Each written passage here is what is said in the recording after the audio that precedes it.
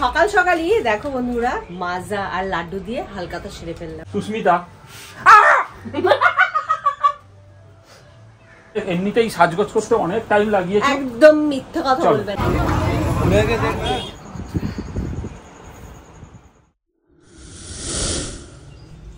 Hello friends, welcome back to my new blog. আশা করি তোমরা সকলে ভালো আছো আর আমিও ভালো আছি। আজ বছরের প্রথম দিন, তাই সকল বন্ধুকে জানাচ্ছি শুভ নববর্ষের অনেক অনেক শুভেচ্ছা। তা আজকে সকালবেলায় ফ্রেশ হয়ে গেছি, অনেক কাচাকুচি করেছি। আগে সানস্ক্রিনটা লাগিয়ে তারপর বাইরে যাব জামাকাপড়গুলোকে শুকো দিতে, যদিও আমার সানস্ক্রিন লাগানো হয়ে গেছে। আমি সকল বন্ধুকেই জানিয়েছিলাম যে ফ্রেশ হয়ে আসার পর সবার প্রথমে আমি আয়নার সামনে আসি, আয়নার সামনে এসে সানস্ক্রিনটা আগে লাগাই, তারপরে বাকি সমস্ত কাজবাজের দিকে যাই। তা আমার তো সানস্ক্রিন লাগানো হয়ে গেছে, চুলটা একটু আঁচড়াবো, ছোট্ট একটা টিপ পরবো, এটা হচ্ছে আমার প্রথম কাজ। করে তারপর যাব বাইরে। চলে এসেছি বাইরে জামা কাপড় শুকো দিতে। আর বাইরে এতটাই রোদ্দুর, মানে সকাল থেকেই একদম এখানটায় রোদ্দুর পড়া শুরু হয়। বাইরে যদি জুতো পরা মানে জুতো রাখা হয় না, জুতো মনে হবে আগুনে সেঁকে নিয়ে এসেছি, এতটাই গরম হয়ে যায়। তা যাই হোক, এই জামা কাপড়গুলো শুকো দিয়ে তারপরে যাব রান্নাঘরে চা বানাতে, কারণ রূপক বসে আছে চায়ের জন্য, যদি এখন আমার ক্যামেরা ধরে আছে। সকাল থেকে এত কাজ করতে হয় না, মনটা পড়ে থাকে সেই চায়ের দিকে। মনে হয় যেন চাটা কখন খাবো, গলা ফালা পুরো শুকিয়ে গেছে। এমনি গরমকাল, তার মধ্যে চাটা কখন থেকে খাবো খাবো করছি। তা যাই হোক, চা তো হয়ে গেছে, ছেঁকেও নিচ্ছি। আর গরম গরম চায়ে যতক্ষণ না চুমুক দিতে পারছি একদম শান্তি পাচ্ছি না। সকাল সকালই দেখো বন্ধুরা মাজা আর লাড্ডু দিয়ে হালকা তো সেরে ফেললাম। আসলে না, বাড়িতে এসে দিয়ে গেল। আসলে আমরা যার কাছ থেকে সারা বছর জল খাই, সে এসে সকাল সকাল আমাকে একটা কথা বললো, সারা বছর তোমরা জল কিনে খাও, আজকে আমি এমনি তোমাদের জল খাওয়াচ্ছি। তাই মাজা আর এক প্যাকেট লাড্ডু দিয়ে সে আমায় বললো এই কথাটা। তা যাই হোক, আমি তো খুব খুশি সকাল সকাল এই হালকাতা করে বা মিষ্টি পেয়ে মাজা পেয়ে। মাজা খেতে তো আমি খুব ভালোবাসি। তা যাই হোক, সুস্মিতার তো আজকে দিনটা দেখছি খুব সুন্দরভাবে শুরু হলো। আর সকাল থেকেই দেখছি সুস্মিতা একদম ফুরফুরে মেজাজ। তো যাই হোক, তা সেই জন্য আমিও চিন্তা করলাম যে আজকে সকালবেলাটা অন্তত টিফিনের জন্য সুস্মিতাকে আর জ্বালাতন করবো না, আর গরমের মধ্যে রান্নাঘরেও টিফিনের জন্য অন্তত পাঠাবো না। তা সেই কারণে আমি তোমার জন্য টিফিন আজ কিনে এনেছি। কখন? আমি কোথায় ছিলাম? তোমার কষ্ট নিবারণ করবো বলে। আমি কোথায় ছিলাম? তুমি কলপাড়ে গেছিলে কাজবাজ সারতে, আমি টিফিন নিয়ে চলে এসেছি। Oh my God, oh my God. তবে বিশেষ সেরকম কিছু টিফিন নয়, মানে অনেক দিন কচুরি খাওয়া হয় না, কচুরি খেতে ইচ্ছা করছিল, ছেলেও বললো বাবা কচুরি। ঠিক আছে চল, তোর মাকেও আজকে টিফিনের জন্য ছুটি দিই, আর কচুরি নিয়ে চলে এসেছি। তা চলো এবারে টিফিনটা করে ফেলবো। চলো। কি ব্যাপার গো, কাগজের প্লেটে দিচ্ছ? সব ব্যবস্থা রাখতে হয়, বুঝেছো? আজকে কাজের যে দিদি, সে সকাল সকাল এসে বাসন মেজে দিয়ে গেছে, কারণ তার কোথায় একটা যাওয়ার আছে। তা সেই কারণে সারাদিনে যে বাসন করবে সেগুলো কে মাজবে? আমাকেই মাজতে হবে। এর জন্য কাগজের পাতা খাও আর ফেলে দাও। নাও খাও, ঠান্ডা হয়ে গেলে আর ভালো লাগবে না। কি ব্যাপার গো, আজকে একবার ফ্যান চালিয়ে রান্নাঘরে? হ্যাঁ, আমার বর ফ্যানটা চালিয়ে দিয়েছে, গরমে কষ্ট পাচ্ছিলাম। বাহ, তোমার বর কিন্তু খুব ভালো তো। বলবে না প্যাকেট ধরে তেল দিচ্ছে? আচ্ছা, সে তো রোজই দাও। হ্যাঁ, প্যাকেট ধরে তেল দিনি, প্যাকেটটা কেটেছি। একদিন চিকেন রান্না করতে করতে 1 লিটার করে তেল। সত্যি সবাই জানে 1 লিটার তেল দিয়ে কেউ চিকেন রান্না করে না। তেলের প্যাকেটটা কাটা হয়েছিল, লাস্টে যেটুকুনি ছিল ওইটুকুনি দিয়ে দিলাম। কি কি হচ্ছে আজকে, কি কি রান্না হচ্ছে গো? আজকে পয়লা বৈশাখের মেনু। ছোটবেলায় বলতাম, পয়লা বৈশাখ বলতে পারতাম না তো পয়লা বৈশাখ বলতাম। পয়লা বৈশাখের মেনু হচ্ছে ভাত, চিকেন ধুয়ে নিয়ে চলে এসেছি, চিকেন, আলু ভাজা, করলা ভাজা, আম কেটেছি, আমের টকটা বানাবো চিকেনটা হয়ে গেলে, আর একটু ডাল বানাবো। যা গরম বাবারে, আর পারা যাচ্ছে না। তাই আমার বরটি এখানে স্ট্যান্ড ফ্যান চালিয়ে দিয়েছে, যাতে সুস্মিতার না কোনো কষ্ট হয়। তোমার বরের জবাব নেই, তোমার বরের সাথে আমার একদিন পরিচয় করিয়ে দিয়ে দেবো। আচ্ছা ঠিক আছে, আমি বরের সাথে না পরিচয় করিয়ে দেবো, কিন্তু আমার ক্যামেরা যে ঘরে তার পরিচয় একটু দিয়ে দাও। এখন যে ক্যামেরা তুমি ধরে আছো, ক্যামেরাম্যান। ও ক্যামেরাম্যান, ক্যামেরাম্যান তার কোনো কাজ নেই, তার ক্যামেরা ধরাটাই। তাই নাকি? আচ্ছা, ক্যামেরাম্যান না, ক্যামেরাম্যান না আলাদা করে কোনো পরিচয় নেই। আসি সকালে, আসি সারাদিন ক্যামেরা ধরি, রাত্রিবেলা দুটো খেতে দেয়, খেয়ে চলে যায়। ও ও দুপুরবেলা খেতে দেয় না? দুপুরবেলা বাড়ি থেকে টিফিন নিয়ে আসি তো। ও টিফিন নিয়ে, ও রাতে শুধু খেতে দেয়? ও আচ্ছা আচ্ছা। ইস কি কষ্ট ক্যামেরাম্যান। যাও ক্যামেরাম্যান, বেশি নাটক করতে হবে না। যত। আর এখন বাজে সন্ধ্যা 6টা। ভাবলাম একটু চা খাবো, কাজ করছিলাম, ভাবলাম একটু চা খাবো। ও মা, এসে দেখি সুস্মিতা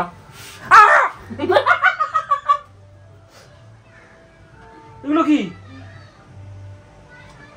কানের দুলগুলো এখানে রেখে দিয়েছো? আমার তো পিছনে গুজিটা তো আমার ফুটে গেল পুরো। কি করছে? কি বলবে বন্ধুরা, এখানে কেন রেখেছো তুমি এগুলো? দুপুরবেলা শুয়েছিলাম আর খুব অসুবিধা হচ্ছিল, ওর জন্য ভুলে ফেলেছি। বাবা দেখো, আমার চা তো খাওয়া হলো না, মানে সন্ধ্যেবেলা তরমুজ নিয়ে বসেছে, তরমুজ আমাকে দিলোও না। তরমুজের খোসা দিয়ে আমি তোমায় চা বানিয়ে দেবো। আমাকে দিলোও না। ভাবছি এগুলো তরকারি এইরকম রেখে দেবো, তরকারি আমাকে দেবে না। খাও। এতগুলো আমি একা খেয়েছি। তুমি ভাববাজি কেমন গুতো খেলে? ওনা পেছনে লাগলে তরমুজটা খাও, খেয়ে চা করো। কেমন গুতোটা খেলে বলো? চা খেয়ে বেরোবে তো? আগে আমার কথা উত্তর দাও, কেমন গুতো খেলে বলো? এরকম করো না, এরকম উচিত না বন্ধুরা। আমি আমি আমি তোমার গুতো দেওয়ার জন্য আমি রাখিনি, ঠিক আছে? আমি খুলে রেখেছিলাম, তুমি ওখানে এসে বসেছো। আমি এটা তো রাখার জায়গা নয়। আমি ঘুমের মধ্যে খুলেছি, ঠিক আছে? আজকে দুপুরে একটু ঘুমিয়েছি, এত ঘুম পাচ্ছিল কি বলবো। তা যাই হোক, আমি ভাবছি এই খোসাগুলো রেখে দেবো, রূপকের তরকারি বানিয়ে খাইয়ে দেবো। তুমি খেও। তোমাকে বানিয়ে দেবো, তুমি বুঝতেও পারবে না, দেখবে। ঠিক আছে, এটা খাও, খেয়ে চা খাও। পাগল করে দেয় লোকটা। আর আমরা একদম রেডি, দেখতেই পাচ্ছ সুস্মিতাও একদম টিপটপ হয়ে রেডি হয়ে গেছে। তো আমরা এখন বেরোবো হাল খাতা করতে, তাই তো? হাল আবার খাতা? হ্যাঁ, হাল খাতা। কিন্তু হাল খাতা আগের কনসেপ্টে ছিল যে বাকি করলে বোধহয় হাল খাতা হয়, কিন্তু আমরা কি কোথাও বাকি করি? করি করি করি না বন্ধুরা, আমরা কোথাও বাকি করি না। ভালোবাসার খাতিরে 2-3 জায়গা থেকে মানে ইনভাইট করে, তাই যাই। প্রত্যেক বছরই যাই, প্রত্যেক বছরই ইনভাইট করে। আর আমি মনে করি কেউ যদি নিমন্ত্রণ করে, সেই নিমন্ত্রণ রক্ষা করা উচিত। আর সেই নিমন্ত্রণ রক্ষা এটা অবশ্যই আমাদের কর্তব্য। একদমই তাই। সে যখন বাড়ি বয়ে এসে নিমন্ত্রণ দিয়ে গেছে, আমারও সেই নিমন্ত্রণ রক্ষা করাটা উচিত। তা চলো এবার বেরোনো যাক। চলো, অনেক এমনিতেই সাজগোজ করতে অনেক টাইম লাগিয়েছে। একদম মিথ্যা কথা বলবে না, আমি এমন কিছু সাজুগুজু করিনি। জাস্ট শাড়ি পরেছি, ছোট্ট একটা কানের দুল পরেছি, ছোট্ট একটা গলার চেন পরেছি, ব্যাস। আর এইটুকুনি টাচ আপ তো সব মেয়েরাই করে থাকে। আমি কি এই গরমে অনেক কিছু করেছি? করিনি সেটা।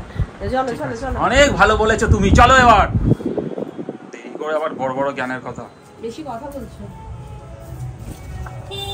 চলো আবার আয়না। ওহ, আরে ঠিক আছে বাবা, ভালো লাগছে। ওহ, তাই ভালো লাগছে। এই দাও ক্যামেরা নিয়ে আমি দাঁড়িয়ে গেছি। ওই পেছনে আয়নাটা কে রেখেছে? আবার একটা আয়না, আয়না আয়না। আমি রাখিনি, এটা তোমার ছেলের কাজ। দেখতে ব্যস্ত, তোমার ছেলের কাজ। এই চলো, বেশি কথা বলছো। চলো।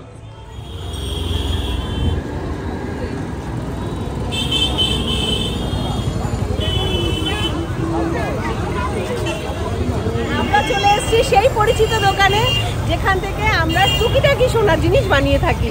কারণ আমাদের তো সেই লেভেলের ক্ষমতা নেই যে বাড়ি বাড়ি গয়না বানাবো, ওই ছোটোখাটো জিনিস যতটুকু বানাই যায়।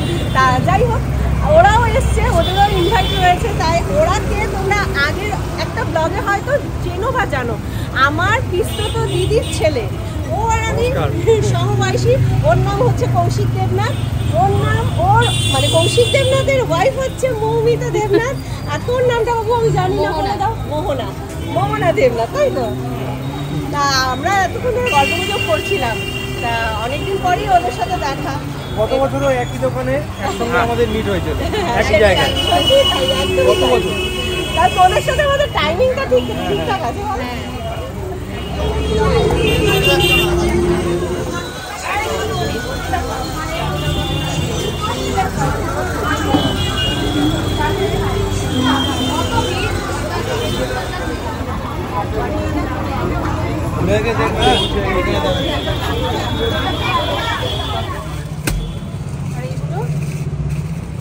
এগুলো তোমার 150 টাকা।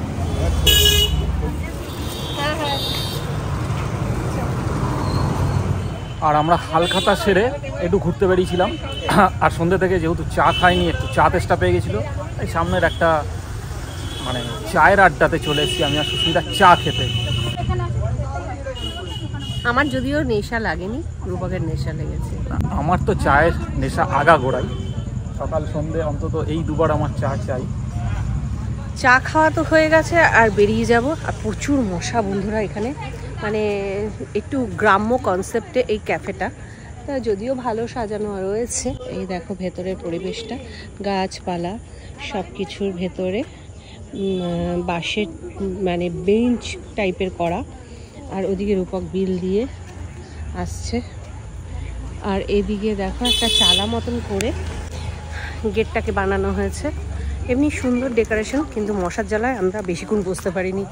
তাই এই ইয়াং জেনারেশন কিভাবে যে এই বসে আছে আমি সেটাই ভাবছি। আমি আর রূপক দুজনে বলাবলি করছিলাম। তা চলো এবার বাড়ির দিকে যাব। ঘুরে বেরিয়ে দোকানে হালকাতা করে চা খেয়ে বাড়ি চলে এসেছি।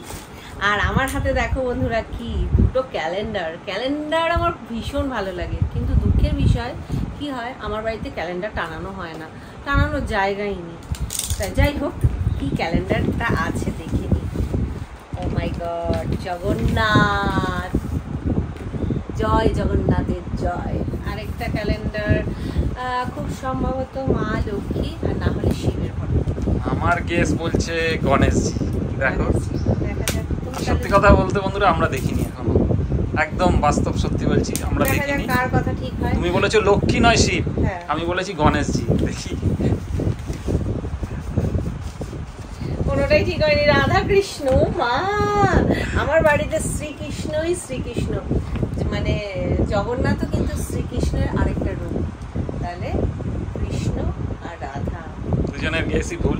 একদমই তাই, কিন্তু দুজনের গেস ভুল করেও আমাদের রাধা কৃষ্ণের প্রেম একদম অমর। ফটোগুলো আমার খুব ভালো লেগেছে, মানে ক্যালেন্ডারের যে ফটোগুলো।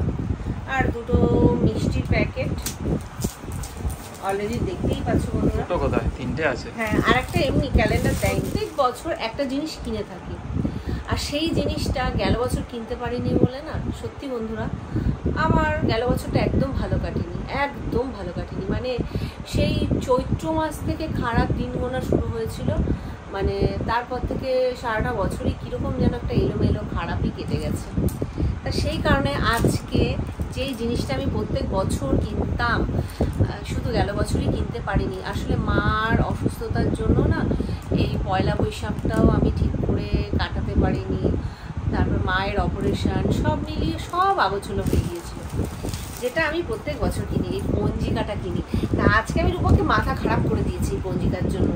সেই টেনে টেনে আবার অনেকটা দূরে নিয়ে গিয়ে এই পঞ্জিকাটা কিনে নিয়ে আসলাম। এই পঞ্জিকাটা থাকলে না খুব সুবিধা হয়, যেমন একাদশী কোন দিন, পূর্ণিমা কোন দিন, অমাবস্যা কোন দিন, এগুলো এই পঞ্জিকা দেখে দেখা যায়। যদিও একাদশী আমি পালন করি না বা পূর্ণিমা ওসব পালন করি না, কিন্তু তবুও কিছু কিছু ভালো সময়গুলো তো দেখা যায় না, ভালো সময় খারাপ সময় এই ব্যাপারটা দেখা যায়। যাই হোক, পঞ্জিকাটা আমি আমার খুব কাজের জিনিস, একটা কাজে লাগে। আর দাদার দোকানে গিয়েছিলাম, দাদার দোকানে এই যে প্রভুজির এই শনপাপড়ির প্যাকেটটা দিয়েছে। দাদা ক্যালেন্ডার করে না, দাদার বাড়িতেও খানিকটা সময় কাটিয়ে আসলাম। বৌদি আবার কফি টফি বানিয়ে দিল রূপককে, আমাকেও বলছিল, আমি আর খাইনি। তা ছেলের জন্য একটা কি বলবো, যেহেতু হাফ প্যান্টগুলো লাগে সেই হাফ প্যান্ট একটা নিয়ে এসছে। এটা খুলে দেখাচ্ছি না, প্রিন্টটা এরকমই। আর আমার জন্য একটা স্কার্ফ কিনেছে, মানে এই রোদ্দুরে না বেরোলে একটু স্কার্ফের দরকার হয়। তারাও তোমাদের খুলে দেখাই।